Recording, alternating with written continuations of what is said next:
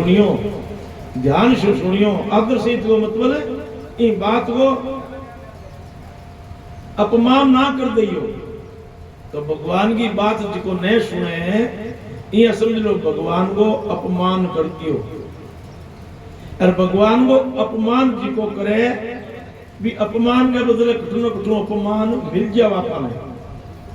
जन आप कई बार कहा भाई ईश्वर कोई कर्म करेड़ो जन वाडो आ गयो, और ईश्वर कोई पुण्य करेड़ो को आडो आ गयो, दोनों चीज है।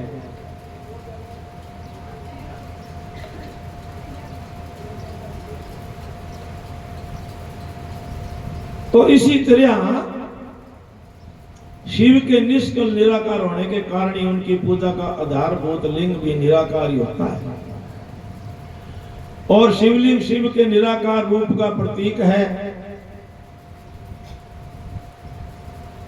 इसी तरह शिव के पूजा का आधारभूत विग्रह साकार प्राप्त हो जाता है। शिव का साकार विग्रह उनके साकार रूप का प्रतीक है। सकल और एकल सब अंग आकार सहित सहकार और अंग आकार से सदा रहित निराकार रूप होने से ही वो ब्रह्म शब्द से कहे जाने वाले परमात्मा हैं। अब देखो इनमें कितनी सुंदर बात आई है। ये जगह ब्रह्म ज्ञानी इनमें लड़ाई करे, ब्रह्म ज्ञानी ये जगह लड़ाई करे, वे लड़ाई क्या भी करे क्या इन खंडन कर दिया मूर्ति ने। और एक तो ब्रह्म है, बाकी पूजा पाजा करने की जरूरत को नहीं। तो वो ब्रह्म ज्ञानी को विचार करना चाहिए परमात्मा एक है और सर्व है और सम है, तो दो गुण है, दो तो है ही कोनी। तो दो कोनी तो मैं मन दो कुकुर दिखा ओ विचार करे कि मन दो किया दिखा और रोड़ो मां काट ये जड़के में कोई दिमाग है। अब वो रोड़ो किया काटे जने को उदाहरण ले ले, वो पंखो चले एक है वो पंखो ठीक है। अब यहाँ अपनी आंख पर ठांगली दो और डोड़ो दम सिनी जने पंखा दो दीख सी। अब विचार करो, बात बड़ी जोर की है। अब विचार करो कि पंखा दो है के पंखा दो कोनी, पर तेरी नजर पाट गई, तेरी नजर के मां तेड़ चाल गई। इन वास्ते एक इन्हें दिखे एक इन्हें दिखे, इन वास्ते तेरी वो ज्ञान चक्षु है उसमें फर्क है। इसी तरह ये बात ने जान सोनक जी बोलिया ये सकल और एकल ये एक ही है।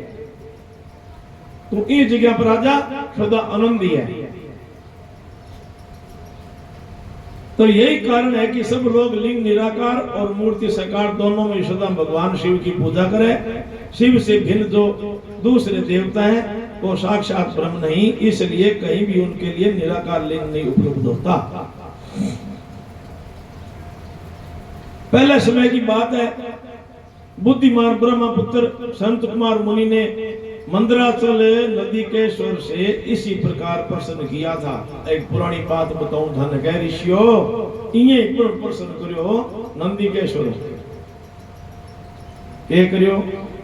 संत कुमार बोलिया कि इन्हें बताओ कि जो शिव से जो भिन्न देवता है तो उन सब की पूजा के लिए सर्वत्र प्राय मात्र अधिक संख्या में देखा और सुना जाता है। केवल भगवान शिव की ही पूजा में लिंग और वेद दोनों का उपयोग देखने में आता है। अतः कल्याण में नंदिकेश्वर इस विषय में जो तत्व की बात हो है उसे मुझे इस प्रकार बताओ जिससे अच्छी तरह हमारे समझ में आ जाए। अब नंदिकेश्वर जवाब देवे बिनो के जवाब देवे कि निष्पाप ब्रह्म कुमार आपके इस प्रश्न का हम जैसे लोगों के द्वारा कोई उत्तर नहीं दिया जा सकता, क्योंकि यह गोपनीय विषय है और लिंग साक्षात ब्रह्म का प्रतीक है तथा आप शिव भगत हैं, इसलिए इस विषय में भगवान शिव ने जो कुछ बताया है ना उसे आपके समक्ष में कह दूंगा। बाकी जानकारी में पूरी कोरी हो सके मेरे हूं, पर जिया बाकी बात है जी कि मैं बता दे तो क्या बताओ। तो भगवान शिव ब्रह्म स्वरूप और निष्कल निराकार है, इसलिए उनकी पूजा में निष्कल लिंग का उपयोग होता है। संपूर्ण वेदों का ये मत है। तो संत कुमार जी बोलिया कि आपने भगवान शिव तथा दूसरे देवताओं के पूजन में लिंग और वेद के प्रचार का जो रहस्य विभाग पूर्व बताया है वो यथार्थ है। इसलिए लिंग और वेद की आदि उत्पत्ति का जो उत्तम वृत्तांत है उसको मैं उस समय सुनना चाहता हूं। तो लिंग के प्रागट्य का रहस्य सूचित करने वाला प्रश्न मुझे सुनाओ। तो इसके उत्तर में नंदी केसर भगवान महादेव के निष्कल रूप लिंग के आविर्भाव का प्रश्न सुनाना शुरू किया। तो उन्होंने ब्रह्मा तथा विष्णु के विवाद, देवताओं की व्याकुलता, चिंता, देवताओं का दिव्य कला शिखर पर गमन, उनके द्वारा चंद्रशेखर महादेव का शतवन, देवताओं से प्रेरित महादेव जी का ब्रह्मा और विष्णु के विवाद स्थल में आगमन, दोनों के बीच में निष्कल आदि अंतरहित भीषण अग्निस्तंभ के रूप में उनका आविर्भाव आदि प्रश्नों की कथा बताई। तदनंतर श्री ब्रह्मा और विष्णु दोनों के द्वारा उस ज्योतिर्मय स्तंभ की ऊंचाई और गहराई का थाग लेने की चेष्टा और केतकी फूल के श्राप वरदान आदि के प्रश्न भी सुनाया। तो नंदी केश्वर कहने लगा कि तदनंतर वो दोनों ब्रह्मा और विष्णु भगवान शंकर को प्रणाम करके दोनों हाथ जोड़कर उनके दाएं बाएं भाग में चुपचाप खड़े हो गए। तो उन्होंने वहां साक्षात प्रकट पूजनीय महादेव को श्रेष्ठ आसन पर स्थापित करके पवित्र पुरुष वस्तुओं द्वारा उनका पूजन किया। दीर्घ काल तक अविकृत भाव से सुशिथिल रहने वाली वस्तुओं को पुरुष वस्तु कहते हैं और अल्पकाल तक ही टिकने वाली क्षण भंगुर वस्तुएं प्राकृत वस्तु कहलाती है। तो इस तरह वस्तु के ये दो भेद जानने चाहिए। किन पुरुष वस्तुओं से उन्होंने भगवान शिव का पूजन किया यह बताया। हार नपूर कपूर करीट मणि में कुंडल यज्ञोपवीत उत्तरीय वस्त्र पुष्प माला रेशमी वस्त्र हार मुद्रिका पुष्प तांबूल कपूर चंदन अगुरु को अनुलेपन धूप दीप श्वेत छत्र व्यंजन ध्वजा चंवर तथा अन्य अन्य दिव्य उपहारों द्वारा जिनका वैभव वाणी और मन की पहुंच से परे था, जो केवल पशुपति परमात्मा के ही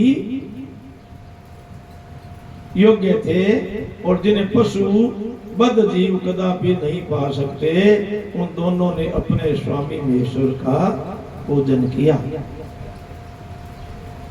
तो पूजन किया तो वहां पर महेश्वर बोले कि पुत्रों, आज का दिन एक महान दिन है। इसमें तुम्हारे द्वारा जो आज मेरी पूजा हुई है, इससे मैं तुम लोगों पर बहुत प्रसन्न हूं। इसी कारण यह दिन परम पवित्र और महान से महान होगा। आज की यह तिथि शिवरात्रि के नाम से विख्यात होकर मेरे लिए परम प्रिय होगी। इसके समय में जो मेरे लिंग आकृति से रहित निराकार रूप के प्रतीक, साकार रूप के प्रतीक विग्रह की पूजा करेगा, वो आदमी जगत की सृष्टि और पालना आदि कार्य भी कर सकता है। तो जो शिवरात्रि के दिन, शिवरात्रि को दिन रात निराहार जितेंद्रिय रहकर अपनी शक्ति के अनुसार निश्चल भाव से मेरी यथोचित पूजा करेगा, उसको मिलने वाले फल का वर्णन सुन।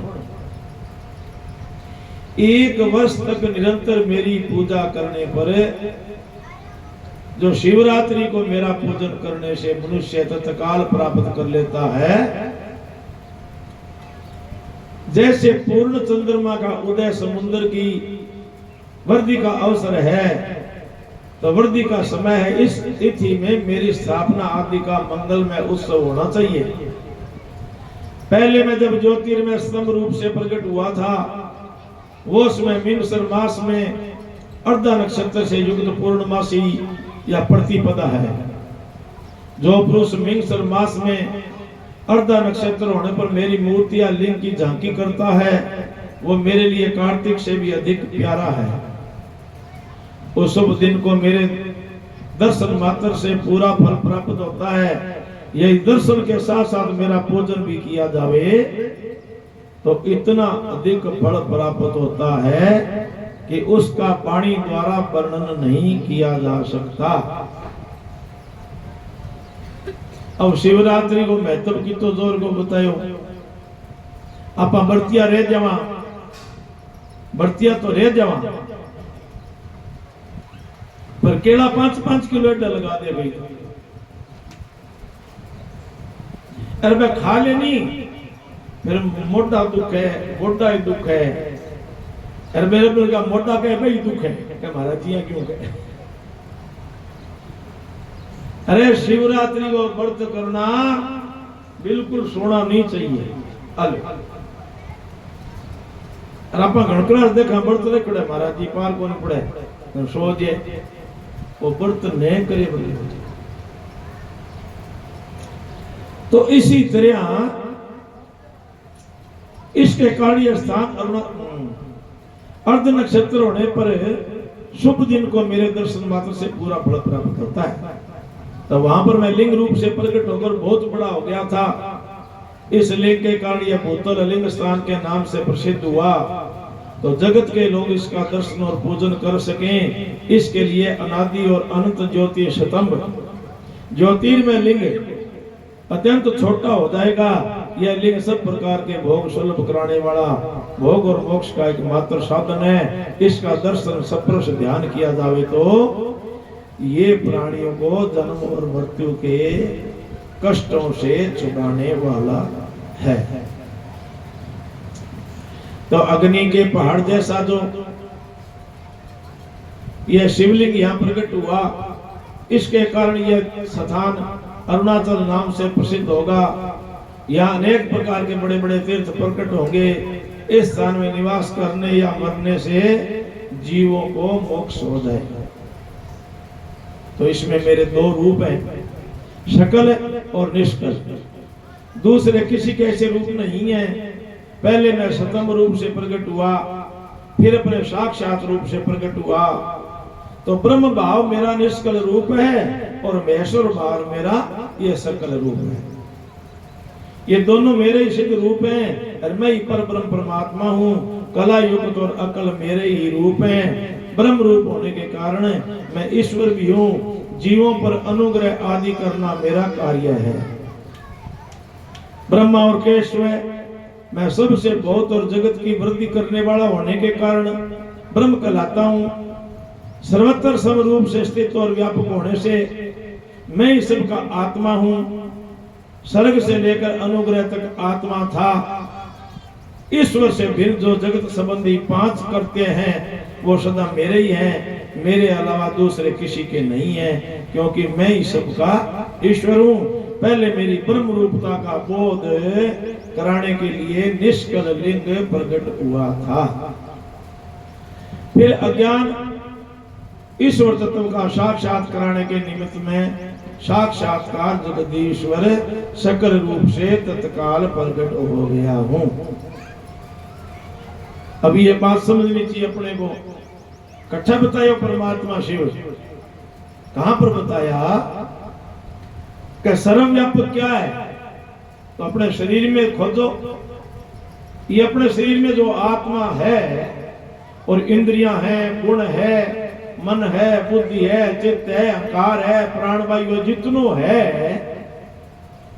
इमा ताकत किसकी है? इमा ताकत अपने आत्मा की है। तो वो मेरा आत्मा स्वरूप ही आत्मा सो परमात्मा है। ये तो है मेरा निष्कल रूप, जो देखा नहीं जा सकता और जाना जा सकता है अनुभव द्वारा कि मैं आत्मा हूं, मैं साक्षी चेतन हूं, तो मैं जन्मने मरने वाला नहीं हूं। अब निर्गुण से सुरगुण होकर, निर्गुण से ये जो जितने भी राम हुए, कृष्ण हुए, तो शरीर धरा तो सुरगुण हो गया। अब सुरगुण होने से इसका नाम क्या पड़ा? नर और नारायण। ये नर और नारायण का अवतार हो गए। नर शरीर और नारायण आत्मा। नर जीव है तो नारायण आत्मा। ये अनुभव है, बस वही परमात्मा का दर्शन है। इसी तरह से ये मेरा ही रूप है और मेरे समीप की प्राप्ति कराने वाला है। लिंग और लिंगी में नित्य अभेद होने के कारण मेरे इस लिंग का महान पुरुष को भी पूजन करना चाहिए। मेरे एक लिंग की स्थापना करने का यह फल बताया, तो उपासकों को मेरी समानता की प्राप्ति करी जाती है। यदि एक के बाद दूसरे शिवलिंग की स्थापना कर दी गई, तब तो उपासक को फल रूप से मेरे साथ सायुज्य मोक्ष रूप फल प्राप्त होता है। प्रधानतः शिवलिंग की ही स्थापना करनी चाहिए। मूर्ति की स्थापना उसकी अपेक्षा गौण कर्म है। शिवलिंग के अभाव में सब ओर से सवेर मूर्ति युक्त होने पर भी यह स्थान क्षेत्र नहीं कहलाता। तो अब ब्रह्मा और विष्णु ने और पूछा कि प्रभु, सृष्टि आदि 5 कामों के लक्षण क्या है? और बताओ माने।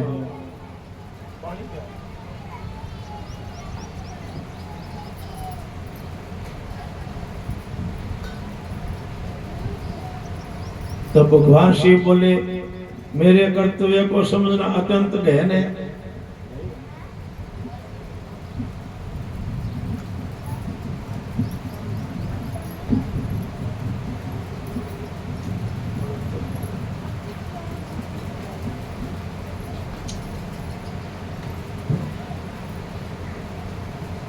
भगवान शिव बोले, मेरे कर्तव्यों को समझना अत्यंत गहन है, तथा मैं कराने के लिए निष्कल लिंग प्रकट हुआ था। फिर अज्ञात ईश्वर तत्व का साक्षात कराने के निमित्त में साक्षात जगदीश्वर ही सकल रूप में तत्काल प्रकट हो गया। सकल रूप जानना चाहिए। जो ये मेरा निष्कल शतम्भ है, वो मेरे ब्रह्म रूप का ज्ञान कराने वाला है। ये मेरा ही लिंग चिन्ह है। तुम दोनों प्रतिदिन यहाँ रहकर इसका पूजन करो। तो यह मेरा ही रूप है, मेरे समीप की प्राप्ति कराने वाला है। और लिंगी में नित्य भेद होने के कारण मेरे इस लिंग का महान पुरुषों को भी पूजन करना चाहिए। अब क्या महान आदमी ने इनको पूजन करना चाहिए? जिका जाने क्यों करना चाहिए वो विचार करो। कई भगत जी का कह दिए, तीर्थ जाया क्यों है, मंदिर में जाया क्यों है। हमारा तो कई साधु बाणी बोल दे, तेरे घट में बोला भगवान, मंदिर में के ढूंढती फिर कह देनी। अभी वो सुनो, इनको विस्तार से ज्ञान सुनो। आज बहुत बढ़िया बात आई है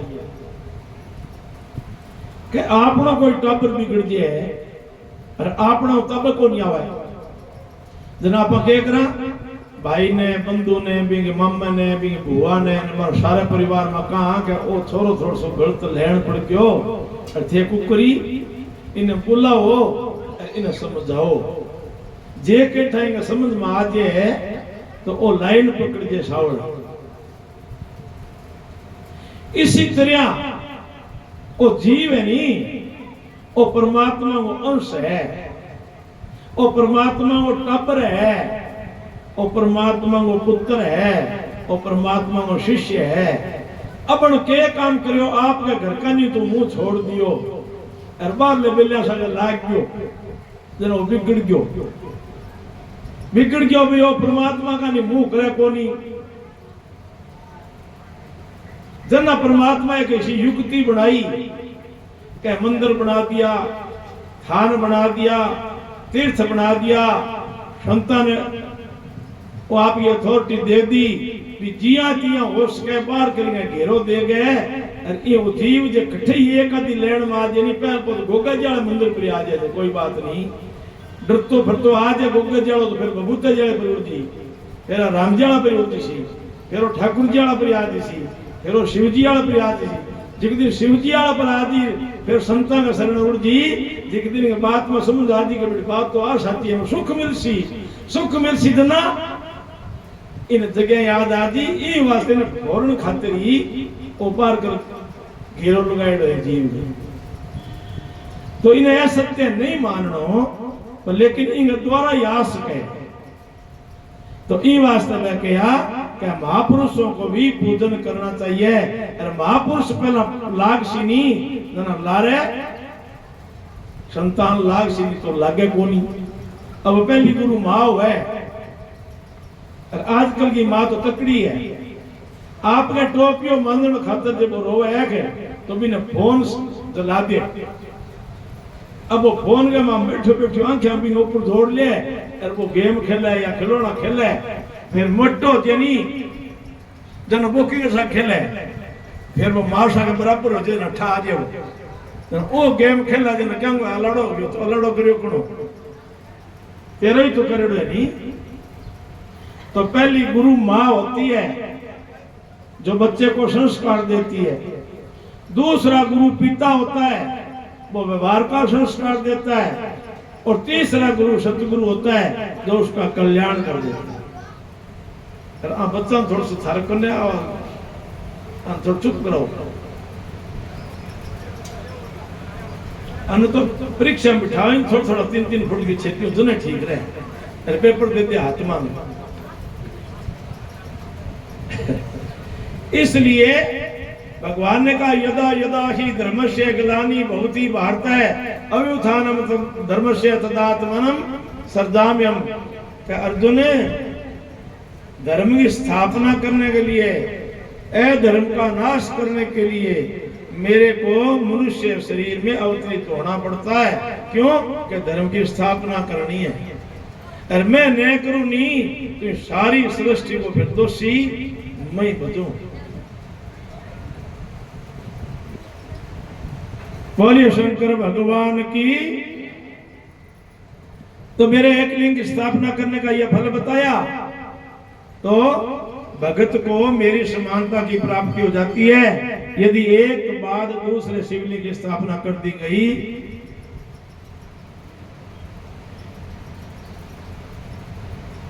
संहार तिरोभाव और अनुग्रह ये 5 ही मेरे जगत संबंधी काम हैं जो नित्य सिद्ध हैं और संसार की रचना जो शुरू है उसी को सर्ग या सृष्टि कहते हैं।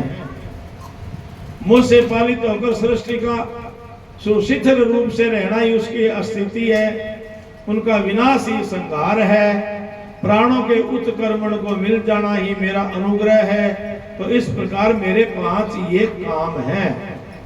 सृष्टि आदि जो 4 काम हैं वो संसार का विस्तार करने वाले हैं। 5वां काम अनुग्रह मोक्ष का हेतु है, वो सदा मुझ में ही अचल भाव से शिथिल रहता है। मेरे भगत इन 5 कामों को 5 भूतों में देखते हैं। सृष्टि भूतल में स्थिति, जल में संहार, अग्नि में तिरोभाव, वायु में और अनुग्रह आकाश में स्थित है। तो पृथ्वी से सबकी सृष्टि होती है, जल से सबकी वृद्धि और जीवन रक्षा होती है, आग सबको जला देती है, वायु सबको एक स्थान से दूसरे स्थान को ले जाती है, आकाश सबको अनुग्रहित करता है। तो विद्वान पुरुष को यह विषय इसी रूप में जानना चाहिए। तो इन 5 कामों का भार वहन करने के लिए ही मेरे 5 मुख हैं, 4 दिशाएं मेरा 4 मुख है और इनके बीच में 5वां मुख है, बीच में 5वां मुख है। तो तुम दोनों ने तपस्या करके प्रसन्न होकर मुझ परमेश्वर से सृष्टि और स्थिति नामक 2 काम प्राप्त किए हैं। ये दोनों तुम्हें बहुत प्यारे हैं। इसी प्रकार मेरी विभूति स्वरूप रुद्र और महेश्वर में 2 अन्य उत्तम काम संहार और तिरोभाव मुझसे प्राप्त किए गए, परंतु अनुग्रह पूर्वक नामक काम दूसरा कोई नहीं पा सकता। रुद्र और महेश्वर अपने कामों को बोले नहीं है, इसलिए मैंने उनके लिए अपनी समानता प्रदान कर दी। और वो रूप करते हैं वाहन, आसन और आयुध आदि से मेरे समान है। तो मैंने पूर्व काल में अपने स्वरूप भूत मंत्र का उपदेश दिया था, जो ओंकार के रूप से प्रसिद्ध है। वो महा मंगलमय मंत्र है। सबसे पहले मेरे मुख से ओंकार प्रकट हुआ, जो मेरे रूप का बोध कराने वाला है। ओंकार वाचक है और मैं वाच्य हूँ। यह मंत्र मेरा रूप ही है। प्रतिदिन ओंकार का निरंतर स्मरण करने से मेरा ही सदा स्मरण हो जाता है। मेरी उत्तरवर्ती मुख से आकार का, पश्चिम मुख से उकार का, दक्षिण मुख से मकार का, पूर्ववर्ती मुख से बिंदु का और मध्यवर्ती मुख से नाद का प्रकट हुआ है। तो इस प्रकार 5 अवयवों से युक्त है ओंकार का विस्तार हुआ है। इन सभी अवयवों से एकीभूत होकर वो प्रणव ओम नामक एक अक्षर हो गया है। तो यह नाम रूपात्मक सारा जगत तथा वेद उत्पन्न स्त्री पुरुष वर्ग रूप दोनों कुल इस प्रणव मंत्र से अव्याप्त है।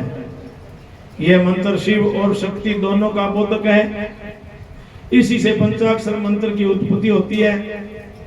जो मेरे सकल रूप का बोधक है वो अकार आदि कर्म से, दोनों मकर आदि कर्म से प्रकाश में आया है।